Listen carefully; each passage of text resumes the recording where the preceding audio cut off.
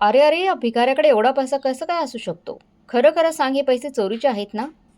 नाही मॅडम, मी काहीच चोरी केली नाही. हे पैसे मी आणि आजीने मेहनत करून कमावले आहेत. लगेचच पोलिसांना बोलवते, थांब. नक्की कुणाचा तरी खिसा कापलेला असेल.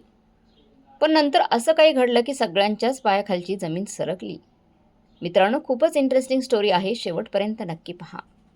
मित्रांनो, आजची गोष्ट आहे एका अशा बदनशीब मुलाची, ज्याला सगळ्यांनी चोर समजलं, ज्याला एका बँकेच्या गार्डने धक्के मारून बँकेतून बाहेर काढलं. पण त्या गार्डला, त्या बँकेच्या लोकांना आणि कदाचित त्या मुलालाही माहीत नव्हतं की ज्याचाच बँकेच्या दारातून त्याला अपमानित करून बाहेर काढलं जात आहे, उद्या तोच बँकेचा मालक म्हणून परत येणार होता. मित्रांनो, ही कथा आहे 12 वर्षाच्या राजूची, त्याच्या आजीची जी आजारी आहे, आणि एका अशा वडिलांची जी आपली संपत्ती असतानाही दारिद्र्यात होती, कारण त्यांचा मुलगा त्यांच्यापासून दूर गेलेला होता. या कथेत अश्रू आहेत, वेदना आहेत, असहाय्यता आहे, आणि शेवटी निसर्गाचा असा न्याय आहे की तुमचे रोंगटे उभे राहतील. एखाद्या व्हिडिओमुळे एखाद्या माणसाचं संपूर्ण जीवन बदलू शकतं का? आजही माणुसकी जिवंत आहे का? एक व्हिडिओ आणि बदललेलं आयुष्य. नक्की पहा. दुपारी उन्हाची किरणे डोक्यावर होती आणि जमिनीवर तवा गरम झाल्यासारखी जमीन झाली होती. शहरातील सगळ्यात पॉश भागात असलेल्या त्या भव्य बँकेच्या बाहेर गाड्यांची रांगच रांग लागली होती. लोक आपल्या मोठमोठ्या गाड्यांतून उतरत होते, सूटबूट घालून, चेहऱ्यावर ऐशोआरामाचा चष्मा चमकत असलेला नकाब घालून आलेली होती. ओढलेला होता नकाब. बँकेचा जड काचेचा दरवाजा उघडत होता आणि थंड हवेचा एक झोका बाहेर येत होता. त्यात चमकदमकात एक 12 वर्षाचा मुलगा आणि एक आजी हळूहळू बँकेच्या जिन्यांनी चढत होते वरती. मुलाचं नाव राजू होतं. शरीर काटक होतं, पण त्याच्याकडे एक खानेळगं कापडी शर्ट होतं जे ठिकठिकाणी फाटलेलं होतं. पायात चप्पल पण नव्हती. त्याचबरोबर त्याची आजी चालत होती, चेहऱ्यावर सुरकुत्या आणि डोळ्यात एक तरी आशेची झळक होती. आजीने तिच्या जुन्या साडीच्या पदरात काहीतरी घट्ट बांधलेलं होतं. ती वारंवार ते तपासून पाहायची की ते कुठे पडलं तर नाही ना. ते त्यांच्या आयुष्यभराची साठवण होती, काही नाणी आणि काही मोडलेली नोटा. डॉक्टरांनी आजीला ऑपरेशनसाठी सांगितलं होतं, पण त्यांच्याकडे एवढे पैसे नव्हते. त्यांना असं वाटत होतं की जर ती बँक, मग राऊत मॅनेजर साहेबांकडे हातपाय जोडून विनवणी करेल. कदाचित कोणतं लोन मिळेल, कदाचित काही मदत मिळेल. राजू आजीचा हात घट्ट पकडून होता. त्याला मोठ्या इमारतीचा थोडी भीती वाटत होती. त्याला असं वाटायचं की हे काचेच्या भिंती गरिबांसाठी नाहीत. आजी, आपण परत जाऊ शकतो का? परत जाऊया, राजू खापरलेल्या आवाजात विचारलं. आजीने त्याच्या डोक्यावर हात ठेवून म्हटलं, हो बाळा, बँक तर सगळ्यांसाठी असते. आजीने त्याच्या डोक्यावर हात ठेवून म्हटलं, हो बाळा, बँक तर सगळ्यांसाठीच असते, सगळ्यांना मदत करते ती. तिथे आपले पैसे जमा होतील आणि मग माझा उपचार होईल. तुला घाबरायचं काहीच कारण नाही. दोघांनी धीर धरला आणि काचेचा दरवाजा ढकलला. काचेचा दरवाजा ढकलला तशा आतली थंडी त्यांना थोडी शांतता दिली. आतली थंडी बाहेर आली. तिथे उभ्या लोकांच्या नजरा त्यांना जळवून टाकत होत्या. जसंच राजू आणि आजी आतमध्ये शिरले, तिथे सगळीकडे सन्नाटा पसरला. चमकदार जमिनीवर राजूच्या घाणेरड्या पायांचे ठसे उमटत होते. गाठ आपली जागा सोडली नाही, फक्त पाहत राहिला, घुरत राहिला. आजी हळूहळू काउंटरकडे पुढे गेली. तिथे 2 महिला कर्मचारी बसलेल्या होत्या, ज्यात एकमेकांशी हसत खेळत होत्या. त्यांच्या नजरा जशी राजू आणि आजीवर पडल्या, तुटकते हसू त्यांचे थांबले. चेहऱ्यावर द्वेष दिसू लागला. पहिली महिला नाक तिकडून दुसऱ्या महिलेला म्हणाली, अरे, हे इकडे कसे काय येऊन बसलेत? गार्ड कुठे आहे? दुसऱ्या महिलेने वरून खालीपर्यंत राजूला पाहिलं आणि द्वेष करत म्हणाली, कदाचित तो भीक मागायला आला असेल किंवा चोरी करायला. तिचं ते रूप पाहून राजूने हे ऐकलं. त्याचं लहानसं मन घाबरून गेलं. त्याने आजीची साडी आणखी घट्ट पकडली. आजी काउंटरवर गेली आणि थरथरत्या हाताने साडीची गाठ उलगडू लागली. ती मोजकं नोटांचं बंडल आणि नाणी काउंटरवर ठेवली तिने. मॅडम, ही माझी सगळी कमाई आहे, ही जमा करा. मला उपचारासाठी पैसे हवेत. मला थोडी मदत मिळू शकेल का? महिला कर्मचारीने त्या घाणेरड्या नोटांकडे असं पाहिलं जसं काही घाण पाहिली असावी. तिने पेनने ते नोट काउंटरवरून दूर सरकावले आणि ओरडा करून म्हणाली, अरे अम्मा, हे बँक आहे, धर्मशाळा नाही आहे. एवढे कमी पैसे तर आम्ही मोजतही नाही. आणि हा मुलगा कोण आहे? अरे मुला, खरं खरं सांग, हे पैसे चोरी करून आणलेत का? नाही मॅडम, मी काहीही चोरी केली नाही. हे पैसे मी आणि आजीने मेहनत करून कमावले आहेत. आम्ही कचरा गोळा करतो. दुसरी स्त्री जोरात हसली. तुमची अवस्था पाहिली आहे का? लगेच पोलीस बोलवते. नक्की कोणाची खिशापेटी कापली आहेत असेल तुम्ही? मी पोलीस बोलवले तर एक दिवस तुमची नोकरी जाईल. आजीने विनवणी करत म्हणाली, मुग्धा, मॅडम, असं म्हणू नका. आम्ही चोर नाही, पण त्यांना काही फरक पडत नव्हता. महिला गार्डला ओरडली, अरे गार्ड यांना बाहेर काढा. इथे अमीर लोक येतात, श्रीमंत लोक येतात, तुमच्यासारख्या भिकाऱ्यांमुळे बँकेचे वातावरण खराब होतंय. गार्ड जो आत्तापर्यंत सगळं पाहत बसला होता दंडा धरून आतमध्ये आला. त्याने एकदम हात धरला आणि राजूची कॉलर पकडली आणि ओढू लागला. चल बाहेर पड, आजी ओरडत राहिली. माझ्या नातवाला सोडा, त्याला मारू नका. पण गार्डने राजूला जोरात ढकललं. राजू बँकेच्या काचाच्या दरवाजाशी धडकला आणि बाहेरच्या शिडीवर कोसळला. त्याचे गुडघे फाटले, रक्त वाहू लागलं. त्याच्या डोळ्यातून अश्रू वाहू लागले. तो रडत होता. बोल आजी, मी आता कधीही या बँकेत जाणार नाही. ते लोक मला मारतील. आजी त्याच्याजवळ बसून रडू लागली. जी नाणी आणि नोटा ती घेऊन आली होती ती जमिनीवर पसरली होती. रस्त्यावर येणारे जाणारे लोक पाहत होते, पण कोणी थांबत नव्हते. बँकेत बसलेले लोक हे सगळं पाहत होते, पण कुणीही काही आवाज काढला नाही. राजू आपल्या फाटलेल्या खिशातून आपल्या वेदना जमा करत होता. त्याला समजत नव्हतं की गरीब असणं इतकं मोठं पाप आहे का. त्याला फक्त पाणी प्यायचं होतं. त्याला फक्त आपले पैसे सुरक्षित ठेवायचे होते. गाडून ओरडून म्हणाला, खबरदारी घेत जा आणि पुणे इथे आला तर पहा. हे पाणी पिणं आणि हे बँक तुमच्यासारख्या मुलांसाठी नाही आहे, गरिबांसाठी नाही. हे सन्मानित लोकांसाठी आहे, श्रीमंतासाठी आहे. राजूचे रहान त्यांच्या वॉशरूममध्ये विरघळून गेली. आजीने आपले कामट्या हाताने राजूचे अश्रू पुसले आणि पडलेले पैसे गोळा करायला सुरुवात केली. पण त्याच वेळी तिथे एक चमत्कार झाला. बँकेच्या एका कोपऱ्यात एक माणूस उभा होता, जो हे सगळं पाहत होता. त्याचं नाव राकेश कुमार होतं. तो नोकरीने पत्रकार होता आणि स्वतःच्या काही खास कामासाठी बँकेत आला होता. जेव्हा राजू आणि आजीबरोबर ही वाईट वागणूक होत होती तेव्हा राकेशचा राग चढला होता. त्याने शांतपणे आपला मोबाईल काढला आणि ती संपूर्ण घटना जी घडली होती ती व्हिडिओमध्ये टिपून घेतली होती. त्याने रेकॉर्ड केलं की त्या महिलांनी मुलाला चोर कसं म्हटलं, गार्डने त्याला कसा धक्का दिला आणि बँक मॅनेजरने डोळे मिटून घेतले होते, काहीही बोलला नाही.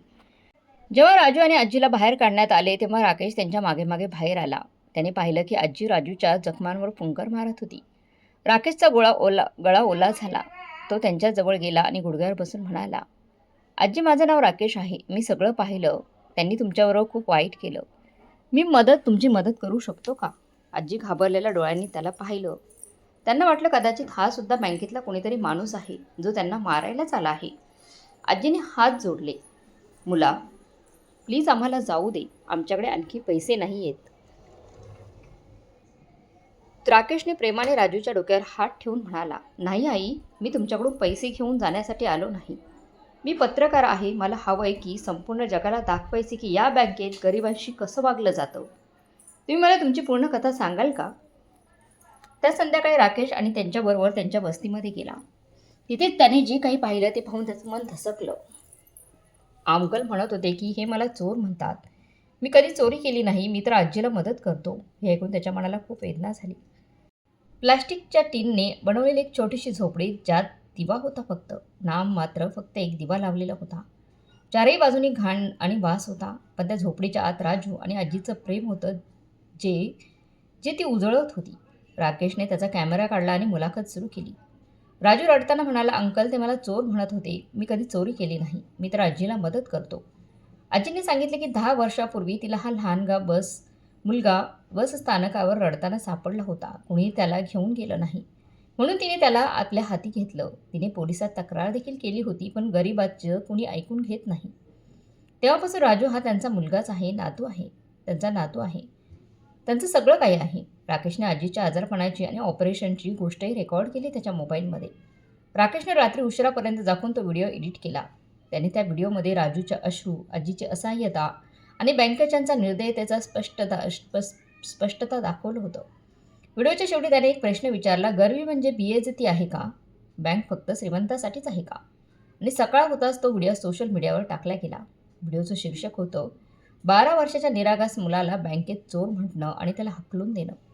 पाहताच क्षणी तो व्हिडिओ व्हायरल झाला आणि आगीसारखं ती बातमी सगळीकडे पसरली. हजारो लाखो लोकांनी ती पाहिली. लोकांचा राग फुटून बाहेर आला. कमेंटची भरमसाठ येऊ लागल्या कमेंट्स. प्रत्येकाला त्या बँकेला आणि कर्मचाऱ्यांना दोष देत होता. मोठमोठ्या न्यूज चॅनल्सनी ही बातमी दाखवायला सुरुवात केली. चर्चा रंगली की आपल्या समाजात गरिबांना माणूस का समजत नाहीत. तिथेच राजू आणि आजीला धमाकूळाची काहीच कल्पना नव्हती. राजू अजूनही त्या भीतीला जगत होता, जो वारंवार आजीला म्हणत होता, आजी, आपण शहर सोडून जाऊया. ते लोक पोलिसांना बोलवतील. आजी त्याला समजावत होती, पण राजूचं मन ठाम झालं होतं. आजीची तब्येत पण हळूहळू बिघडू लागली होती. ती सतत खोकत होती आणि राजू त्यांच्या डोक्याजवळ बसून राहायचा. त्याला असं वाटत होतं की तो आपली आजी गमावून बसणार आहे की काय. त्याचवेळी हजारो किलोमीटर दूर एका आलिशान 5 स्टार हॉटेलच्या खोलीत एक माणूस आपल्या आयपॅडवर बातम्या पाहत होता. त्याचं नाव विनोद मेहता होतं. तो त्या बँकेचा मालक होता जिथे ही घटना घडली होती. विनोद मेहता एक फार मोठा व्यावसायिक होता. पण त्याच्या डोळ्यात काहीतरी वेगळं रिकामे पण होतं. त्याच्याकडे पैसा होता, प्रसिद्धी होती, पण कुटुंब नव्हतं. काही वर्षांपूर्वी त्याचा मुलगा हरवला होता आणि पत्नी त्या दुःखात मरण पावली होती. अचानक त्याच्या स्क्रीनवर तो व्हिडिओ चमकला. तो व्हिडिओ दिसला गेला. आधी तर त्याने विचार केला की तो दुर्लक्ष करतात. पण थंबनेलमध्ये राजूचं रडत असलेलं तोंड पाहून त्याचा हात थांबला. त्यांनी व्हिडिओ प्ले केला. जसजसा व्हिडिओ पुढे गेला तसतसं विनोद मेहता यांचा चेहरा तणावात आला. हा त्यांचा स्वतःची बँक होती. ते कर्मचारी त्यांचेच होते. एक छोट्या मुलाशी अशी वागणूक पाहून त्यांचा राग आकाशाला भिडला. त्यांनी मनात ठरवलं की ते या कर्मचाऱ्यांना सोडणार नाहीत. पण मग व्हिडिओमध्ये आजीकडचा तो भाग आला जिथे ती सांगत होती की राजू तिला कुठून मिळाला होता. आजी म्हणाली, हे मला बाळ, हा जो राजू आहे तो मला अजून 10 वर्षांपूर्वी 15 तारखेला शहराच्या मुख्य बस स्थानकाच्या पिलर नंबर 4 जवळ रडताना सापडला होता. त्याच्या हातात एक छोटासा काळा धागा होता. हे ऐकून विनोद मेहता यांच्या हातातून आयपॅड अक्षरशः खाली पडला. त्यांचं हृदय जोरात ठोकरायला लागलं. 10 वर्षापूर्वी 15 तारीख.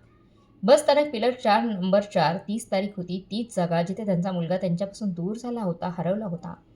त्यांनी व्हिडिओ रिमाइंड केला आणि राजूच्या चेहऱ्याकडे नीट पाहिलं. त्या अश्रूच्या मागे त्यांना आपल्या पत्नीच्या डोळ्यांचं प्रतिबिंब दिसलं. तसंच नाक, तसंच कपाळ. विनोद मेहताच्या डोळ्यात अश्रू ओघळले. खूप छान झालं. असं होऊ शकतं का? देवाने त्यांची प्रार्थना ऐकली का? त्यांचा राजू जिवंत आहे का?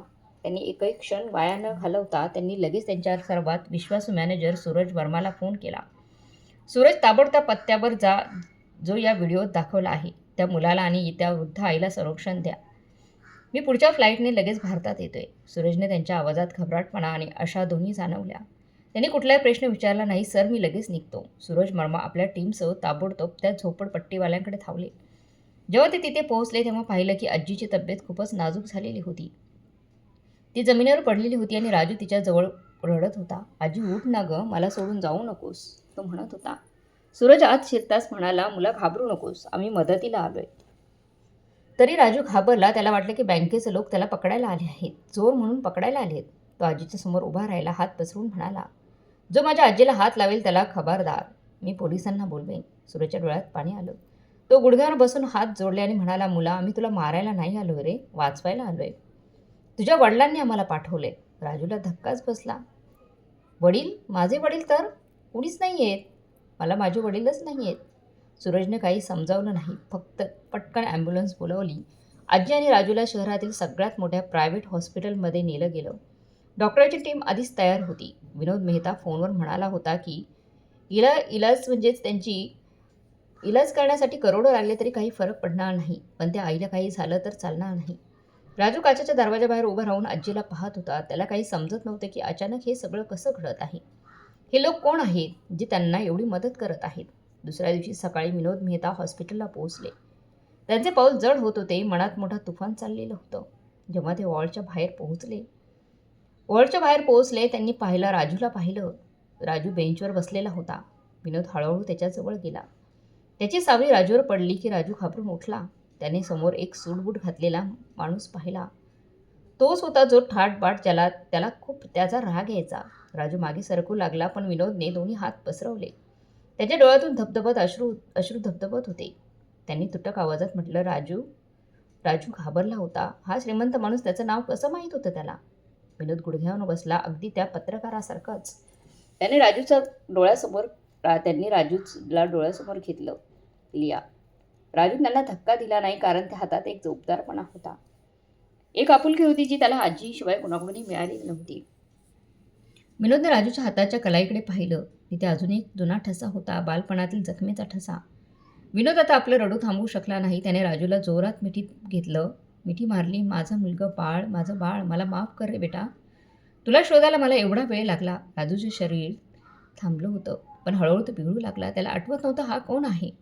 पण त्याचं रक्त, हा स्पर्श ओळखीचा वाटत होता. DNA टेस्टची औपचारिकता झाली पण विनोदचं मन आधीच ठरून गेलं होतं. 2 दिवसांनी रिपोर्ट आला आणि सगळं स्पष्ट झालं. राजू विनोद मेहता यांचा हरवलेला मुलगा आर्यन मेहता होता. जेव्हा आजी जागी झाली तेव्हा विनोद त्यांच्या हातात पकडत म्हणाला, आई तुम्ही माझ्या मुलाला वाढवलं आणि मला जे कर्ज दिलंय ना ते मी 7 जन्मही फेडू शकणार नाही. तुम्ही माझ्या मुलाला सांभाळलत, वाढवलत. तुम्ही माझ्या आईच आहात. आजपासून तुम्ही त्या झोपडीत नाही, माझ्या राजवाड्यात राहाल. आजीच्या डोळ्यात आनंदाचे अश्रू होते. तिला विश्वास बसत नव्हता की तिच्या राजूचं भविष्य आता सुरक्षित आहे. पण कथा इथे संपलेली नव्हती मित्रांनो. विनोद मेहता हृदय अजून एक आग पेटवत आहे. ती डोळे अजूनही रडत आहे. तो त्याचा मुलगा आणि त्याची आई त्या बँकेत आहेत. राजू तो आता आर्यन झाला आहे. त्याच्यासोबत विनोद मेहता एक निर्णय घेतला विनोद मेहताने. त्याने राजूला विचारलं, मुला माझ्याजवळ एका ठिकाणी येशील का?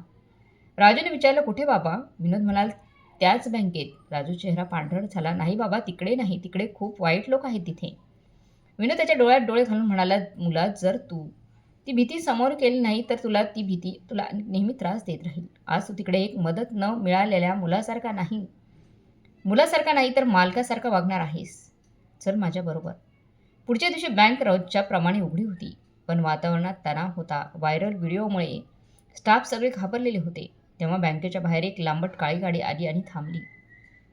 तोच गार्ड जो राजूला धक्का दिला होता तो धावत गेट उघडायला गेला. गाडीचा दरवाजा उघडला आणि त्यातून विनोद मेहता खाली उतरला. गार्डने त्याला सलाम ठोकला. Good morning sir. विनोदने त्याच्याकडे पाहिलंही नाही. दुसऱ्या बाजूला गेला आणि दरवाजा उघडला. तिथून राजू खाली उतरला. नवीन कपडे, बूट, नवीन बूट, पण चेहरा तोच. गार्डच्या पायाखालची जमीन सरकली होती. त्याचे डोळे उघडेच राहिले होते. तोच भिकारीचं मूल, असं त्याने मनात ठरवलं. विनोदने राजूचा हात धरला आणि त्याला हात घेऊन गेला. राजूचं मन जोरात धडधडत होतं, पण बाबांचा मजबूत हात त्याला हिंमत देत होतं. जसं ते आत गेले तसं बँकेत सगळे शांतपणे तडपले गेले होते. त्या दोघी महिला कर्मचारी ज्या दिवशी हसत होत्या त्या आता थरथरत होत्या. मॅनेजर सूरज वर्मा त्यांच्या मागोमाग होता आणि त्यांच्या हातात एक पिशवी होती. विनोद मेहता राजूला घेऊन थेट त्या काउंटरकडे गेला. त्याने राजूला इशारा केला. राजूने थरथरत्या हाताने ती पिशवी काउंटरवर ठेवली. विनोदने थरथरत हातानेच म्हटलं होतं, उघड त्याला. राजूने बॅगची झिप उघडली आणि ती उलटी केली. नोटांच्या गड्ड्याच्या गड्ड्या काउंटरवर पसरल्या. लाखो रुपये. राजूने आपल्या निरगास आवाजात म्हटलं, मॅडम त्या दिवशी तुम्ही म्हणाला होतात ना की माझ्याकडे पैसे नाहीत. मी चोरी करून आलोय. आज मी पैसे जमा करायला आलोय. आता हे जमा करा. दोन्ही महिला घामाघूम झाल्या होत्या. त्यांच्या तोंडातून शब्द बाहेर येत नव्हते. विनोद मेहतांची आवाज बँकेत गुंजली. हा पैसा या मुलाचा नाही, त्याच्या वडिलांचा, मेहताचा आहे. आणि ही बँकही त्याच्या वडिलांचीच आहे. एवढा सन्नाटा पसरला की सुई पडल्याचा आवाज ऐकू येत होता. विनोदने त्या 2 स्त्रियांकडे बोट दाखवलं. तुम्ही दोघींनी आणि त्या गाळने फक्त एका गरीब मुलाचा अपमान केला नाही, तुम्ही माणुसकीचाही अपमान केला आहे. तुम्हाला वाटतं का की कपडे पाहूनच मान सन्मान देण्याचं ठरतं? आज मी तुम्हाला सांगतोय खरी अवकात काय असते. विनोदने मॅनेजरकडे पाहिलं. सूरज, ह्या तिघांचं टर्मिनेशन लेटर लगेच टाईप कर. आणि हो, त्यांच्या रेकॉर्डात ठळक लिहून ठेव की त्यांना माणुसकीच्या विरोधात काम केल्यामुळे काढून टाकण्यात आलेला आहे. जेणेकरून पुढे कुठलीही बँक त्यांना नोकरी देण्याआधी 100 वेळा विचार करेल. त्या स्त्रिया ओरडू लागल्या. गार्ड पण ओरडू लागला. पायात पडू लागले. सर, आम्हाला माफ करा. आम्ही चुकलो. आमचे मुलं आहेत. आमचं कुटुंब आहे. विनोदने कठोर आवाजात म्हटलं, जेव्हा तुम्ही त्या मुलाला ढकललं होतं, चोर म्हणून बाहेर हाकलून दिलं होतं, तेव्हा तुम्हाला आठवलं नाही का की तोही कुणाचा मुलगा आहे? त्याची आजी रडत होती तेव्हा तुम्हाला तुमचं कुटुंब आठवलं नाही का? गरिबाचं मजाक उडवणं फार सोपं आहे, पण आज तुम्हाला कळेल की बेबसी म्हणजे काय असते. सुरक्षा कर्मचाऱ्यांनी गार्ड आणि त्या दोन्ही महिलांना ढकलून बाहेर काढलं. अगदी तसंच जसं त्यांनी राजूला बाहेर काढलं होतं. ही बातमी पुन्हा व्हायरल झाली. पण त्यावेळी चांगुलपणा जिंकला. विनोद मेहता यांनी त्या दिवशी आणखी एक घोषणा केली. त्यांनी म्हटलं की आजपासून माझ्या बँकेच्या प्रत्येक शाखेत एक नियम असणार आहे. कडक नियम. इथे येणाऱ्या प्रत्येक माणसाला, मग तो श्रीमंत असो की गरीब, फाटलेल्या कपड्यात असो की सूटबूटमध्ये असो, त्याला तसाच सन्मान मिळेल जसे एका मालकाला मिळतो. आणि त्यांनी बँकेच्या एका भागात एक मदत केंद्र उघडलं, ज्याचं नाव त्यांनी आजीच्या नावावर ठेवलं. तिथे गरिबांना व्याजशिवाय विलासासाठी कर्ज दिलं जायचं. आजीचा इलाज झाला आणि त्या पूर्णपणे बऱ्या झाल्या. राजू, जो आता आर्यन झाला होता, एका मोठ्या चांगल्या शाळेत जाण्यास लागला होता. पण तो आपल्या मुळांना विसरला नाही. तो दर आठवड्याला आपल्या वडिलांसोबत आपल्या जुन्या वस्तीत जात असे आणि तिथल्या मुलांना मदत करत असायचा. राकेश, तो पत्रकार, त्याने हे सगळं शक्य केलं होतं. ज्याने तो व्हिडिओ काढला होता त्याला विनोद मेहता यांनी त्यांच्या मीडिया हाऊसचा हेड बनवलं. एकदा राजूने आपल्या वडिलांना विचारलं, पप्पा, जर तो व्हिडिओ बनला नसता तर तुम्ही मला कुठे शोधूच शकला असता का? विनोद त्याला मिठी मारून सांगितलं, कदाचित नाही मुला. म्हणून म्हणतात वरचं जेव्हा देतो तेव्हा छप्पर फाडके देतो. त्याने त्या दिवशी तुला अपमान दिला नाही, एक नवीन जीवन दिलं होतं. त्या वाईट काळानेच आपल्याला चांगल्या वेळेपर्यंत पोहोचवलं. मित्रांनो, ही कथा आपल्याला शिकवते की वेळ कुणाला कधी वळणावर आणून ठेवेल हे सांगू शकत नाही. आज जो वरती आहे, श्रीमंत आहे, तो उद्या खाली येऊ शकतो, भिकारी बनू शकतो. आणि जो भिकारी आहे, खाली आहे, तो वरती जाऊ शकतो. त्यामुळे कधीही कुणाच्या गरिबाचा किंवा मजबुरीचा विनोद करू नका, त्यांना त्रास देऊ नका. कारण कदाचित ज्या धुळीला तुम्ही तुमच्या पायाखाली चिरडत आहात, ती उद्या वारा बनून तुमच्या डोळ्यात भिजून जाईल. माणुसकीपेक्षा मोठा धर्म नाही आणि वेळेपेक्षा मोठा न्यायाधीश नाही.